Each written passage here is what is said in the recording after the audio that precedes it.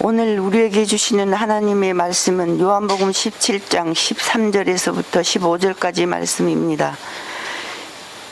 지금 내가 아버지께로 가오니 내가 세상에서 이 말을 하옵는 것은 그들로 내 기쁨을 그들 안에 충만히 가지게 하려 함이니이다. 내가 아버지의 말씀을 그들에게 주었사오매 세상이 그들을 미워하였사오니 이는 내가 세상에 속하지 아니함 같이 그들도 세상에 속하지 아니함으로 인함이니이다. 내가 비옵는 것은 그들을 세상에서 데려가시기를 위함이 아니요 다만 악에 빠지지 않게 보존하시기를 위함이니이다. 아멘.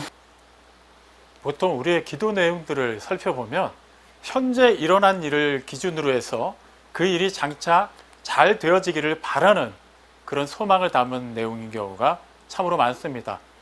굳이 복잡하게 예를 들 필요도 없습니다. 지금 당장 내 몸이 아프면 우리는 당장 이 아픈 몸 상태가 차차 나아질 것을 기대하며 기도합니다. 경제적으로 궁핍한 가운데 있을 때도 마찬가지죠. 계속해서 가난하게 살기를 원하기보다는 보다 나은 형편으로 발전하기를 바라며 기도합니다. 사랑하는 자녀가 중요한 시험을 앞두고 있다. 그러면 차후에 시험을 치르고 그 결과를 맞이할 때 이왕이면 좋은 결과가 있기를 바라며 기도합니다. 우리가 현재 일이 계속해서 진행됐을 때 그 다음에 일어날 수 있는 경우의 수는 참으로 많음에도 불구하고 이처럼 우리가 바라는 어느 한 가지 아니면 두 가지 그 이상의 것을 생각하지 않은 채 이미 답을 정해놓고 기도하는 경우가 많습니다. 쉽게 말하면 우리가 기준이 되어서 생각을 하는 것이죠. 내가 생각할 때는 지금 이 일의 가장 최우선, 가장 최선의 결론은 이것이다라고 이미 답을 정해놓고 당연히 하나님도 나의 그러한 뜻에 동의하셔야만 된다고 이미 전제를 세워놓습니다. 그러다 보니까 우리의 기도에는 나름의 간절함은 있어요. 하지만 좀처럼 기쁨을 찾아볼 수가 없습니다. 내가 이런 일이 이루어지기를 바라며 기도하고 있는데 안 이루어질 수도 있거든요. 실제 우리가 살아오면서 수많은 기도를 해왔지만 우리가 원하는 대로 다 기도 제목이 응답받지는 않았습니다. 이루어지지 않은 경우도 많았어요. 아직도 이루어지기를 바라면서 몇 년, 몇십 년에 걸쳐서 포기하지 않고 기도하는 제목들도 있을 것입니다. 그러다 보니 우리는 늘상 좋은 일이 일어나야만 하고 그 좋은 일이 있을 때에만 기뻐할 수 있다라는 그런 지극히 그냥 감각적이고 감정에 이끌리는 생각을 바탕으로 신앙생활을 할 때가 많습니다. 하지만 실제 우리가 원하는 대로 좋은 일만 일어난다면 과연 그것이 진짜 좋은 일이라고 할 수 있을까요? 나에게는 좋은 일이 누군가에게는 똑같은 결과를 가지고도 나쁜 일이 될 수도 있습니다. 마찬가지로 나에게 너무나도 속상한 어떤 일로 인해서 누군가는 이익을 볼 수도 있어요. 모든 사람이 다 만족할 수 있는 결과를 얻을 수는 없습니다. 우리가 지난 주일날 로마서 8장 28절을 이미 살펴봤지만 그 내용을 다시 한번 기억할 필요가 있겠습니다. 하나님을 사랑하는 자, 곧 그 뜻대로 부르심을 입은 자들에게는 모든 것이 합력하여 선을 이루느니라. 그 모든 것에는 좋은 것도 있고 나쁜 것도 있습니다. 이미 우리가 지난주에 잘 살펴봤죠. 우리 입장에서는 좋은 일들만 있어야 결과도 최선의 것으로 나올 수 있다고 생각하지만 그 일은 좋은 일이 있든 나쁜 일이 있든 그 모든 것을 주관해 가시는 하나님이 핵심일 땐 모든 것은 결과적으로 가장 좋은 결과를 이끌어낸다는 것을 살펴봤죠. 실제 우리가 생각할 때 좋은 일만 일어나면 어떤 일이 일어나는지 물론 다른 많은 예도 있겠습니다만 창세기에 기록되어 있는 두 가지 예를 한번 살펴보겠습니다. 하와가 그 금단의 열매, 선악을 알게 하는 나무에 달린 열매를 먹기 직전의 상황은 하와 입장에서 볼 때 모든 것이 다 좋아 보였습니다. 그런 뱀으로 변신한 그 마귀의 그 유혹을 받고 나서 기존까지 관심도 두지 않았던 그 열매를 보는 순간 하와의 눈에 그 열매가 어떻게 보였나요? 먹음직하고 보암직하고 지혜롭게 할 만큼 탐스럽기까지 했습니다. 기존에는 그렇게 보인 과일이 아니었어요. 워낙에 동산에는 많은 과일이 있었고 그 과일 빼고는 다 먹을 수 있었기 때문에 굳이 먹을 필요가 없는 과일에 관심을 둘 필요가 없었습니다. 하지만 일단 그 과일에 관심을 쏟는 순간 그 과일은 먹어야만 하는 과일로 바뀐 거예요. 너무나도 먹음직스러웠어요. 동산에는 어떤 과일보다 맛있게 생겼고 너무나도 탐스럽게 생겼고 정말 그 과일을 먹기만 하면 지혜롭게 할 만큼 뭔가 선량한 능력이 있는 것처럼 보였습니다. 그렇게 따먹었어요. 그리고 그것을 따서 또 남편에게도 가져다 주었고 아담도 먹었습니다. 그렇게 해서 그들이 그 직전까지 좋게 여겼던 그 상황들이 그 다음에 어떻게 바뀝니까? 완전히 180도 상황이 바뀌어버리죠. 그리고 그들은 본질상 죄인으로 하나님과 동행하던 신분에서 하나님과 분리된 저주받은 신분으로 바뀌게 됩니다. 정말 그들이 눈에 볼 때, 그들이 생각할 때 좋다고 여긴 일들이 실제 일어났지만 결과는 정반대의 일이 일어나고 말았죠. 또 비슷한 케이스가 창세기 13장에서도 찾아볼 수 있습니다. 그 초반부 내용을 보면 이제 고향을 떠난 아브라함과 아브라함을 따라서 나선 조카 롯, 또 그 휘하에는 많은 식솔들이 있었고 또 많은 짐승들이 있었습니다. 근데 점점 그 수가 늘어나면서 같이 동행하기가 힘들게 되었어요. 그래서 아브라함이 롯에게 먼저 제안을 하죠. 그럼 너가 생각할 때 살기 좋은 곳을 먼저 선택해라. 그러면 나는 그 외 다른 지역에 살겠다라고 말입니다. 그래서 롯이 여기저기를 살펴보니까 요단 들판이 물도 넉넉하고 그 자기의 식솔들과 또 많은 짐승들을 기르기에는 너무나도 좋은 곳이에요. 그래서 롯은 그 땅을 선택했습니다. 그곳에는 소돔과 고모라도 있었죠. 하지만 그때까지만 해도 너무나도 살기 좋은 땅이었어요. 그 말은 아브라함이 선택한 땅은 살기에는 그다지 좋지 않은 땅이었다는 얘기겠죠. 당시 상황만 놓고 보면은 롯에게 모든 것이 다 유리하게 진행되는 듯 보였습니다. 하지만 결과는 어땠나요? 롯이 살던 그 땅은 하나님의 심판을 받아서 멸망했습니다. 하지만 롯과 헤어지고 나서 물이 넉넉하지도 않은, 기름지지도 않은 땅을 선택한 아브라함에게는 하나님께서 나타나시고 그에게 모든 것을 바라보게 하시며 복을 주셨어요. 이 예들의 핵심이 무엇인가요? 상황이 좋고 환경이 좋은 것이 핵심이 아니라 그 모든 것을 통하여서 가장 선한 일을 이뤄가시는 하나님의 핵심이라는 것을 분명하게 알려줍니다. 그렇기 때문에 하나님께서 정하신 그 뜻이 온전히 이루어지기를 바라며 하나님 편에 서 있는 사람에게는 어떠한 일이 일어날지라도 그 결과는 분명히 선한 것으로 도출된다는 것을 우리는 분명히 알고 있습니다. 그럼에도 불구하고 우리는 기도할 때 여전히 기뻐하지를 못합니다. 막 시급한 일을 가지고 기도할 때는 그 간절함 때문에 비장미가 더 넘치죠.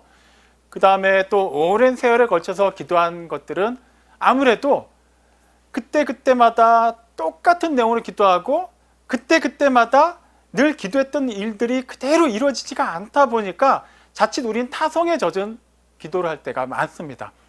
가족의 구원을 위해서, 질병의 회복을 위해서, 재정의 그런 부족함이 채워지기 위해서 기도를 하지만 그게 오늘 내일 당장 이루어지지 않다 보니까 막연하게 이루어졌으면 좋겠다라고 생각하면서 그냥 별 감동 없이 기도할 때도 많다라는 것이죠. 하지만 사도 바울이 교회를 통해서, 교회를 향해서 또 우리에게 주는 권면 가운데는 무엇이 있습니까? 항상 기도하라, 쉬지 말고 기도하라, 범사에 감사라는 말씀이 있어요. 자, 이것은 개별적인 내용 같지만 그것은 통전적으로 이해해야만 합니다. 기뻐하는 것, 기도하는 것, 감사하는 것은 따로따로 할 것이 아니라 감사하며 기도하고 그 가운데 기쁨을 누릴 수 있어야 된다는 거예요. 기뻐하는 것 따로, 기도하는 거는 그냥 별개로 그냥 굉장히 막 간절하게 비장미 넘치는 가운데 따로 하고, 감사하는 것은 감사할 일이 있을 때만 하는 것이 아니라 우리는 그 모든 주어진 상황 속에서도 기뻐할 수 있고 감사할 수 있고 기도할 수 있다라고 얘기한 것이죠. 그 이유가 무엇일까요? 단지 그리스도인이니까 예수를 믿지 않는 사람들 보기에 뭔가 좀 믿음이 있는 모습을, 뭔가 성숙한 모습을 보이기 위해서 마음에도 없는데 그렇게 연기를 하라는 뜻일까요? 결코 그렇지 않습니다. 우리에게 분명한 기쁨의 근원이 있기 때문에 감사할 수밖에 없는 그 모든 풍부한 조건들을 갖추고 있기 때문에 기도를 안 할래 안 할 수가 없기 때문에 그렇게 해야만 한다는 거예요. 누차 말씀드립니다만 성경에서 하나님께서, 예수님께서 혹은 선지자들을 통하여, 사도들을 통하여 우리에게 어떠한 명령이 주어질 때는 우리는 할 수 없는데 마지못해 하라고 억지로 주어진 명령이 아니라는 것을 알아야만 합니다. 능히 할 수 있기 때문에 그 일을 할 수 있도록 하나님이 도우시기 때문에 그 일을 할 수밖에 없는 모든 상황을 하나님께서 마련해 두셨기 때문에 그것을 믿음으로 고백하라고 얘기하신 거예요. 전혀 불가능한 것을 우리에게 맡기지 않으십니다. 불가능한 일은 하나님이 하세요. 우리가 할 수 없는 일은 하나님이 다 채워주십니다. 하나님께서 하세요. 하나님께서 그 모든 것을 다 준비해 놓으셨습니다. 그리고 그 가운데 우리를 불러주시고 우리는 그것을 믿음으로 취해 나가라고 말씀하시는 것입니다. 그러므로 우리는 기도할 때 기뻐해야만 해요. 기뻐할 수 있습니다. 하지만 우리에게 여전히 이 말씀이 그게 실제적으로 다가오지가 않죠. 아무래도 기뻐할 만한 상황이 생각보다 많지 않기 때문입니다. 그래서 우리는 예수님의 기도를 다시 한번 깊이 살펴볼 필요가 있습니다. 예수님께서 공적인 생애를 하시면서 많은 시간을 들여 기도하셨지만 그 내용 가운데는 때로는 우리가 잘 아는 겟세마네 동산에서의 기도처럼 그 땀이 핏방울처럼 흐르면서 하는 그런 정말 처절한 기도도 있었어요. 하지만 대부분의 기도는 예수님께서 정말 기쁨 가운데 평안 가운데 하셨다는 것을 우리는 알 수 있습니다. 그렇다면 예수님께서 그렇게 기도하신 것을 우리는 그 내용만을 본받을 것이 아니라 예수님께서 구체적으로 무엇을 근거로 해서 그렇게 쉽지 않은 사역 가운데서도 기뻐하실 수 있었고 평안을 유지하실 수 있었고 그 모든 감정을 바탕으로 해서 기도하셨는가를 살펴봐야만 하겠죠. 우리가 계속해서 살펴보고는 요한복음 17장에는 예수님의 그 대제사장의 기도가 굉장히 자세하게 기록되어 있습니다. 사실 그 내용들을 자세히 살펴보면 부분적으로 이제 예수님이 떠나시고 나서 이 험한 세상에 남겨질 제자들이 세상에서 이제 미움을 받고 환난을 당할 때 그럼에도 불구하고 그들에게 주어진 그 믿음, 그들에게 주어진 그 말씀으로 지켜지고 보존되기를 바라며 기도하시는 내용도 있어요. 다시 말하면 우리가 일반적으로 기도하듯이 지금 현재 처해져 있는 이 여러 가지 어려운 상황 속에서 보다 좀 나은 결과를 바라며 기도하는 것과 마찬가지로 예수님도 그런 맥락에서 기도하신 부분도 분명히 있습니다. 하지만 실제 예수님께서 기도하신 내용들을 쭉 훑어보면 그런 내용으로만 채워져 있지 않아요. 실제 일어난 일을 근거로 해서 장차 잘 되어지길 바라며 하신 내용보다는 이미 다 이루신 일에 대해서 보고하듯이 서술하신 내용이 대부분이라는 걸 알 수 있습니다. 이미 우리가 살펴본 내용과 앞으로 살펴볼 내용 17장을 통틀어서 살펴보면 먼저 17장 4절에서는 세상 사람들 사이에서 하나님의 이름을 나타내고 하나님의 영광을 나타내고 또한 하나님 아버지께서 맡겨주신 일을 다 이루었다라고 말씀하시죠. 기도를 통해서. 그 다음에 6절에서는 제자들에게 하나님 아버지의 이름을 나타내었다고 말씀하십니다. 8절에서는 제자들에게 하나님의 말씀을 전해주었다고 말씀하세요. 그렇게 또 이렇게 쭉쭉쭉 내용들을 살펴보면 또 그러니까 세상 가운데 제자들을 보내셨고 제자들을 지키셨고 제자들에게 영광을 주셨고 그 모든 것들은 이미 예수님이 제자들에게 하셨다, 이미 다 이루었다라는 것을 하나님께 지금 보고하고 계신 거예요. 그렇다면 우리가 예수님의 기도를 본받고자 할 때 우리의 기도 역시 하나님께서 나에게 어떠한 뜻을 주셨고 그 뜻은 오늘의 삶 속에서 이렇게 이루었습니다라고 보고 형식으로 마치 일기 쓰듯이 그렇게 기도해야만 할까요? 그렇게 할 수도 있습니다만 여간해서 우리는 그렇게 기도할 수가 없습니다. 왜 그럴까요? 그것은 예수님만이 하실 수 있는 일이기 때문이에요. 예수님만이 성자 하나님으로서 성부 하나님의 뜻을 완전하게 알고 계십니다. 그리고 예수님만이 하나님께서 주신 그 뜻을 완전하게 이루실 수가 있었어요. 그렇기 때문에 예수님은 하나님 아버지께서 주신 그 말씀, 그 사랑, 그 능력, 그 놀라우신 은혜로 말미암아 이 세상에서의 삶을 살아내셨고 그 삶 속에서 그 세상의 환경과 상황에 규정되지 않으시고 하나님의 그 뜻을 온전하게 이루셨어요. 즉 그걸 얘기하시는 거예요. 우리는 그렇게 할 수가 없죠. 하나님의 뜻을 완전히 알지도 못하지만 설사 안다고 해도 우리 스스로의 능력으로는 그것을 완벽하게 이룰 수가 없습니다. 그렇다면 예수님께서 하신 기도는 말 그대로 예수님만이 하실 수 있는 기도고 우리가 할 수 있는 수준의 기도는 다른 차원의 기도라고 생각해야만 할까요? 꼭 그렇지가 않습니다.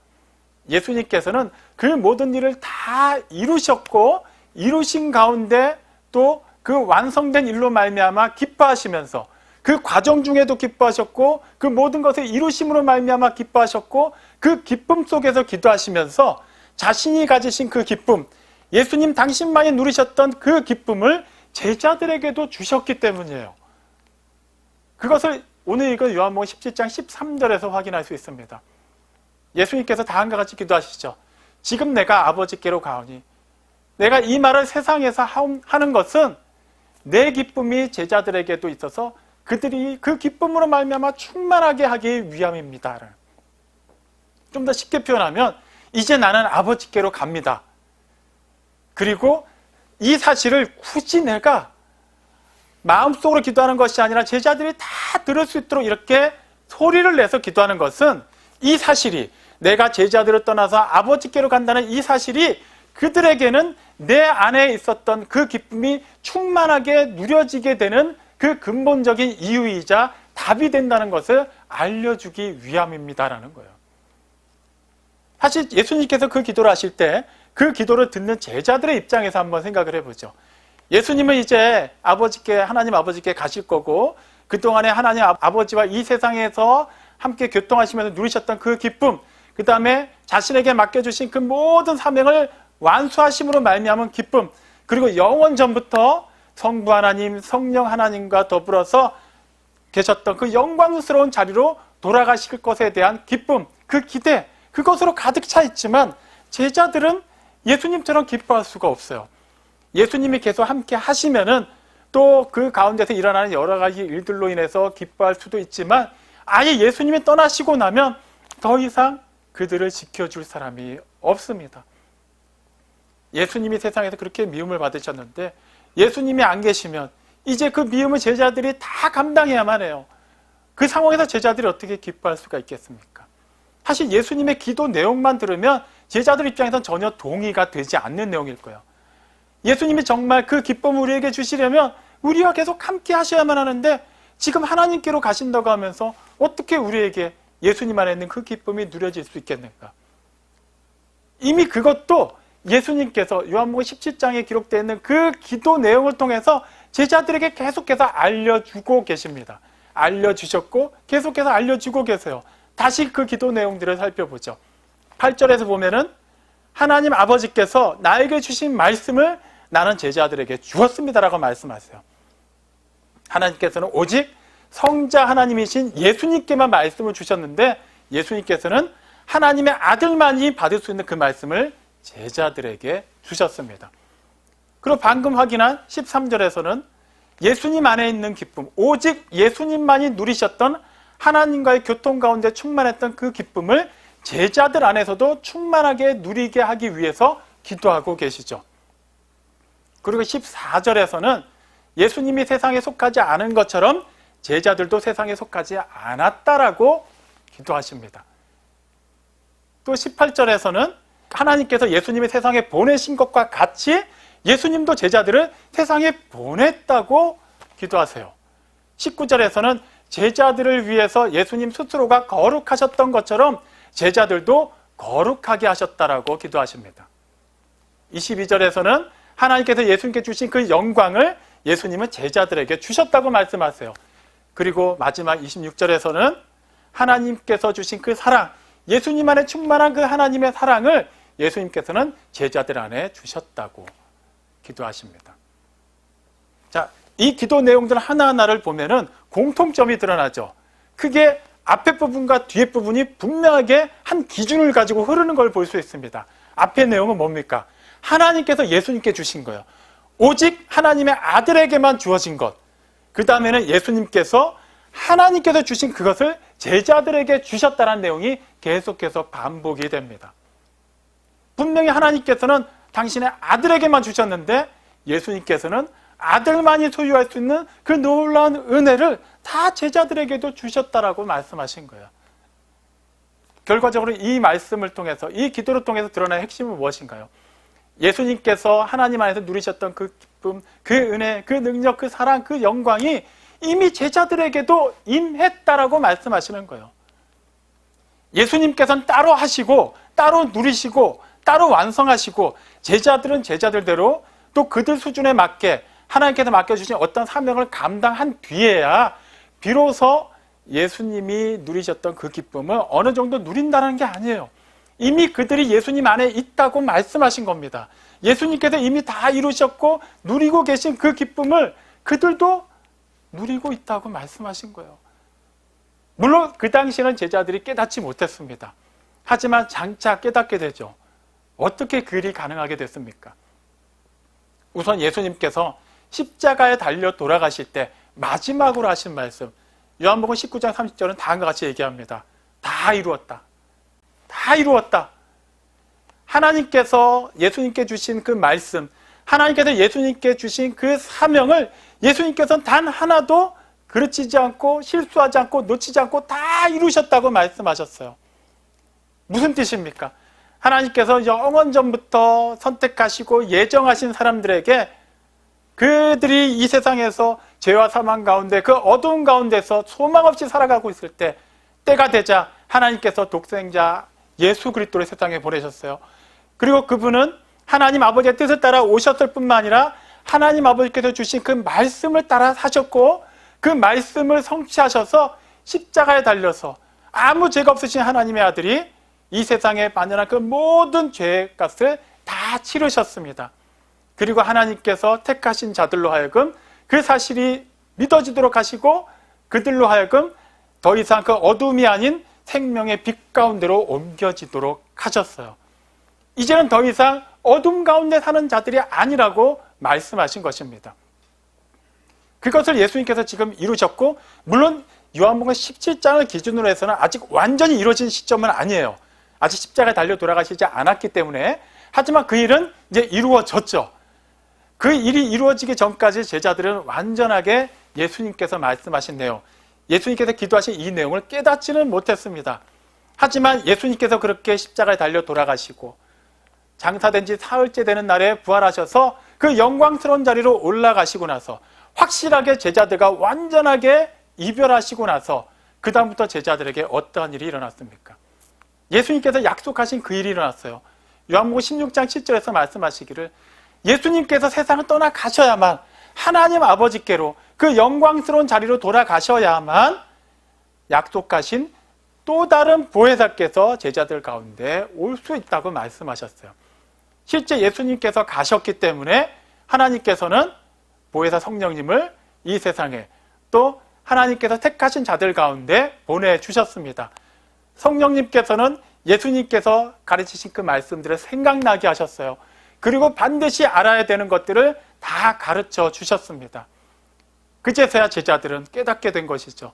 예수님께서 정말 그렇게 이별을 하셔야만, 그 과정에서는 당연히 그 아픔이 있고 아쉬움이 있지만 그 과정이 필수적으로 일어나야만 더 이상 사람의 몸으로 계신 예수님이 아닌 영으로 오신 또 다른 보혜사로 말미암아 어떤 상황 속에서도 그들은 만족할 수 있고 기뻐할 수 있고 감사할 수 있고 주어진 모든 일들을 넉넉히 감당할 수 있다는 것을 실제 체험함으로 알게 된 것이죠. 예수님은 지상에 계속 계실 이유가 없었습니다. 하나님의 뜻이 이 지상에서 이루어야 하는 그 일이 완수가 되면 다시 그 자리로 올리시는 것이었기 때문이에요. 예수님께서 매정하셔서 그냥 더 이상 할 일이 없어서 그냥 가신 게 아니에요. 그분은 또한 하나님 보좌 우편에서 또 택하신 자들을 위해서 계속해서 중보하고 계십니다. 예수님의 일은 그치지 않았어요. 다만 이 세상에서 사람의 몸으로 하실 일이 끝났을 뿐이죠. 그렇기 때문에 예수님이 지금 아버지께로 가는 이 일은 제자들 입장에서는 슬픈 일이지만 결과적으로 그 일이 완벽하게 이루어질 때 모든 일이 다 이루어지게 되는 것이고 제자들은 영원한 기쁨을 맛볼 수 있게 되는 것입니다. 이 사실을 알려주시기 위해, 이 사실을 기도하기에 앞서서 예수님께서는 그 고별 설교 때 포도나무와 포도나무 가지의 비유를 말씀하신 것입니다. 요한복음 15장 4절에서 먼저 말씀하시죠. 내 안에 거하라, 나도 너희 안에 거하리라. 그러면서 15장 11절에서 뭐라고 말씀하시나요? 내가 이것을 너희에게 말하는 이유는 내 기쁨이 너희 안에 있어 너희 기쁨을 충만하게 하려는 것이다. 너희가 나를 떠나서는 아무것도 할 수 없다. 나를 떠난 상태에서는 어떠한 일시적인 일, 어떠한 제한적인 시간 속에서는 잠깐 감각적으로 기뻐할 수 있고 어떤 쾌락을 느낄지는 모르겠지만 그것은 결코 영원하지 않다라고 말씀하신 거예요. 결과적으로 우리가 생명에서 떨어져 나가 있으면 우리의 생명 자체가 더 이상 우리를 이끌어갈 수가 없기 때문에 우리는 그 사망 가운데 놓여 있는 것이기 때문에 그 어둠 속에서 그 죄 가운데서 누리는 어떠한 유익하다고 여겨진 일도 궁극적으로 우리에게는 기쁨이 될 수 없고 소망이 될 수 없고 생명이 될 수 없는 것입니다. 그러니까 예수님 안에 거해야만 하는 거예요. 예수님께서 다 이루신 것, 예수님께서 완성하신 그 기쁨, 그 평안이 그럴 때 비로소 우리에게 누려진다고 말씀하시는 거예요. 그래서 예수님께서는 제자들에게 내 안에 거하라고 말씀하시고 내가 아버지께로 감으로 말미암아 나의 기쁨이 이제부터는 너에게 궁극적으로 충만하게 될 것이라고 말씀하신 이유가 바로 거기에 있습니다. 예수님만이 누리실 수 있는 기쁨, 그것을 이젠 제자들도 누릴 수 있게 되었다는 거예요. 제자들이 예수님과 똑같은 모양의 사역을 하고 똑같은 일들을 다 당해야만 그때서야 제자들도 예수님께서 누리셨던 그 기쁨의 경지에 오른다는 것이 아니라 이미 예수님이 그 모든 것을 다 이루셨어요. 그리고 그 속에 제자들을 다 불러주셨습니다. 우리가 익히 살펴본 그 예수님께서 그 왕의 그 아들 혼인잔치 비유에서 말씀하신 내용 잘 기억하시죠? 나중에는 아무나 다 초대를 합니다. 그 초대받은 사람들이 와서 그 잔치를 위해서 뭘 준비할 건 없어요. 음식을 장만할 필요도 없습니다. 오는 사람들에게 뭐 이렇게 서빙을 할 필요도 없어요. 그들은 그냥 그 혼인잔치에 부름받은 자답게 예복만 걸치고 와서 왕이 이루는 모든 것에 참여하기만 하면 돼요. 이사야 선지자도 이사야서 55장 1절에서 분명히 얘기하죠. 너희 목마른 자들아 물로 나오라. 돈 없는 자도 오라. 물로 나와서 돈 없이 값 없이 포도주와 젖을 사라라고 얘기합니다. 우리가 무엇을 산다고 얘기하면 당연히 돈을 지불해야만 그 표현이 가능해지죠. 돈도 없이 와서 먹는데 어떻게 그걸 산다고 표현할 수 있을까요? 그건 그냥 공짜로 얻어먹는다고 표현해야 되지 않을까요? 그런데 사라고 얘기하세요. 무슨 말입니까? 이미 그 값은 하나님께서 다 치르셨기 때문에 하나님의 자녀로서 떳떳하게 당당하게 이미 치러진 그 일에 대해서 그 특권을 누리라는 거예요. 이미 그 속에 들어와 있으면 더 이상 예전에 죄된 모습 가운데서 구했던 것처럼 구하지 말고 그렇게 비굴하게 살지 말고 당당하게 하나님의 자녀답게 살라고 말하고 있는 것입니다. 예수님이 하나님 아버지께로 떠나가는 일은 바로 그러한 이유 때문에 제자들에게는 참으로 기쁜 일이 되는 것이죠. 그 일이 장차 오순절날 성령님이 임하시자 그들은 모두 알게 됩니다. 그렇기 때문에 그들은 그 세상의 미움 속에서도 심지어는 순교를 당하는 와중에도 기쁨을 잃지 않고 복음을 전할 수가 있었던 것입니다. 환경이, 상황이 그들을 굉장히 극한상으로 몰아넣었지만 그들은 그 모든 것을 초월하여서 그것들조차도 합력하여서 선을 이루시는 하나님만을 보며 나아갈 수가 있었습니다. 우리가 지금 하나님을 아버지라고 부릅니다. 그 근거가 무엇인가요? 그냥 신앙생활 하다 보니까 다들 그렇게 기도하니까 그냥 성경에 그렇게 써 있으니까 그냥 아무 이유 없이 따라하는 것인가요? 그렇지 않아요. 갈라디아서 4장 6절이 분명히 얘기합니다. 하나님께서 그 아들의 영을 우리 마음 가운데 두셨기 때문에 우리가 하나님을 아빠, 아버지라고 부를 수 있다고 말이죠. 이미 2000년 전 팔레스타인 지방, 우리와는 시간적으로 보나 공간적으로 보나 도저히 어떠한 공통분모도 찾을 수 없는 그 시간, 그 상황 속에서 일어난 그 사건이 어떻게 우리에게도 동일하게 그 효력을 발휘할 수 있게 된 것일까요? 예수님께서 하나님 아버지께로 가셨기 때문이에요. 그리고 또 다른 보혜사께서 오셨기 때문입니다. 그분은 그 당시 제자들과만 함께 하신 것이 아니라 그분은 영이시기 때문에 시공을 초월하여서 영원히 하나님께서 택하신 자들과 함께 하십니다.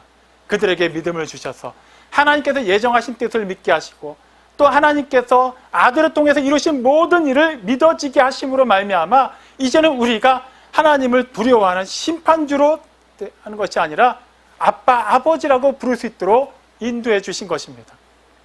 자, 그렇다면 이제 우리의 기도가 어떠해야만 하는지를 다시 한번 확인할 필요가 있습니다. 이미 초반에 말씀드렸듯이 예수님께서 하신 것처럼 하나님의 뜻을 완전히 알고 그 뜻을 완전히 이룬 것을 보고하는 식으로 기도하는 것은 우리로서는 할 수 없는 기도라고 말씀드렸습니다. 그렇다면 우리는 어떠한 기도를 해야 될까요? 사실 핵심은 내용에 있지 않습니다. 지향하는 방향에 있는 것이죠. 그 모든 것을 이미 다 이루신 예수님 안에서 우리가 기도하고 있다는 것을 기억한다면 모든 것의 기준이 달라집니다. 물론 우리는 아프면 그 질병이 치유되기를 위해서 기도해야만 합니다. 지금도 여전히 창궐 하고 있는 이 바이러스가 좋게 종식되기를 바라며 기도해야만 합니다. 하지만 그 모든 것은 결과적으로 합력하여 선을 이루시는 하나님께서 최종 결정자로 계시기 때문에 우리는 우리의 솔직한 그런 기대와 소망을 담아서 기도를 하되 그 모든 결정에 대해서는 하나님께 맡겨드려야만 해요. 가장 선한 일을 이루시고 가장 완전하게 실수 없이 그 모든 것을 이끌어 가시는 하나님께서는 우리가 생각하지 못했던 크고 비밀한 일을 반드시 이루십니다. 물론 우리가 바라던 일을 이루어주실 때도 있어요. 그건 마지못해 들어주시는 것이 아니라 하나님께서 애초에 예정하셨던, 계획하셨던 그 뜻에 우리의 기도가 맞았기 때문입니다. 사실은 우리의 기도가 하나님의 계획과는 어긋나는 경우도 참으로 많다는 것을 우리는 부정하지 못합니다. 그렇다고 해서 기도를 중단해야만 할까요? 그렇지 않습니다. 우리의 그런 약함도, 우리의 그런 믿음 없음조차도 하나님께 내려놓고 기도하십시오. 그러면 하나님께서는 하나님의 그 기쁘신 뜻을 우리 각 사람을 통해서 이루시고, 또 하나님께서 오직 하나님만이 소유하신 그 신적인 기쁨과 그 소망을 우리 각 사람 안에도 충만하게 누릴 수 있도록 채워주실 것입니다. 사랑하는 성도 여러분, 우리는 2022년 하루하루 살아가면서 여전히 해결되지 않은 많은 일들을 마주하게 될 것입니다. 우리가 예상하지 못했던 사건, 사고가 있을 수도 있고 생각지도 못했던 기쁜 일이 있을 수도 있습니다. 하지만 중요한 것은 기쁜 일이, 슬픈 일이, 좋은 일이, 나쁜 일이 일어나는 것이 핵심이 아니라 그 모든 것을 궁극적으로 가장 아름답고 선한 결과로 이끌어 가시는 하나님이 우리와 함께 하신다는 겁니다. 그분이 이미 다 이루셨고 그 놀라운 은혜와 사랑 안으로 우리를 불러주셨습니다. 우리는 하나님 안에 있습니다. 그러므로 그리스도 안에 있는 우리는 새로운 피조물이 되었습니다. 새로운 피조물답게 이전 것이 지나갔는데도 여전히 이전 것의 모습과 그 생각과 그 언어로 우리가 삶을 살고 있다면 우리는 먼저 우리 자신이 하나님의 그 말씀 안에, 하나님의 그 은혜 안에 거하고 있는지부터 살펴봐야만 할 것입니다. 계속해서 그렇게 원초적이고 기초적인 문제로 씨름하지 마십시오. 이제는 그 수준에 맞게 하나님의 자녀답게 주어진 상황을 담대하게, 거룩하게, 명예롭게 살아내십시오. 말씀을 근거로 하여서 구하십시오. 말씀 속에서 찾으십시오. 사망으로 인도하는 넓은 문이 아니라 생명으로 인도하는 그 좁은 문을 두드리십시오. 그리할 때 하나님께서 우리 각 사람을 통하여 또 이 믿음의 공동체를 통하여 우리 성도들의 각 가정과 그 일터를 통하여 이미 예정하시고 반드시 이루시고자 한 그 일이 이루어질 것입니다. 그리고 우리는 그 일을 보게 될 것이고 듣게 될 것이고 체험하게 될 것이고 그렇게 하나님을 영화롭게 할 것이고 그 영광 속에 거하며 하나님의 그 영광스러운 빛을 세상에서 신실하게 전하게 될 것입니다. 이 복되고 아름다운 삶을 하나님의 그 말씀 안에서, 그 약속 안에서 살아내고 아름답게 증거하는 우리 모두가 되기를 주님의 이름으로 축원합니다. 아멘.